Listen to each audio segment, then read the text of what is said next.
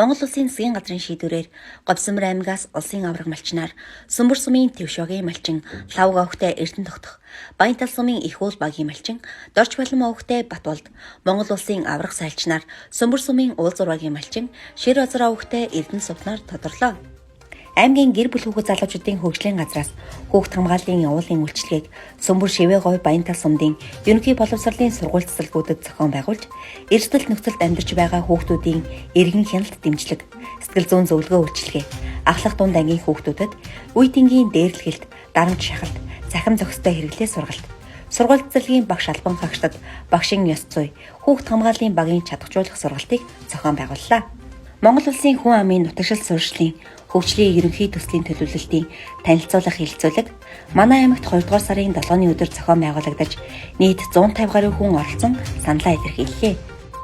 Аймгийн Сагсан бөмбөгийн бид клубын нэрмжит Сагсан бөмбөгийн аврах шалгаруулах нийлэлтэд тэмцээн 2 дугаар сарын 4-5-ны өдрүүдэд зохион байгуулагдаж эрэгтэй 21, эмэгтэй 8 багийн нийт 290 гаруй тамирчин хурд хүч ур чадвараа гарган өрсөлдлөө. Энэхүү тэмцээнийг аймгийн залуучуудын холбоотой хамтран зохион байгуулсан.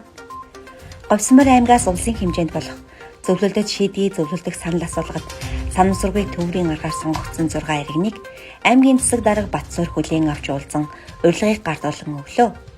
Санал асуулга 2 дугаар сарын 13-наас 15-ны өдрүүдэд төрийн ордонд болох юм. Элбэг дэлбэг цагаан сар 2023 үзэсгэлэн худалдаа 2 дугаар сарын 10-11-ний өдрүүдэд зохион байгуулагдсан. Үзэсгэлэн худалдаанд Говьсөнбөр аймгаас гадна Хөвсгөл, Ар хангай, Дорноговь, Дундгой аймгийн үндэсний үйлдвэрлэл эрхэлдэг 100 гаруй аж ахуйн нэгж бизнес эрхлэгчид оролцлоо. 17 дугаар жарны үзэсгэлэн болох Харагчин туулай жилийн босгон дээр аймгийн авраг малчин 5, аймгийн алдарт уяач 7 тодорлоо. Мөн Шивээ говь сумын засаг даргын тамгын газар Сумандаа элбэг дэлбэг цагаан сар 2023 үзэсгэлэн худалдаа зохион байгуулж, хуваарай хөдөлмөр эрхэлдэг 8 бизнес эрхлэгч оролцжээ.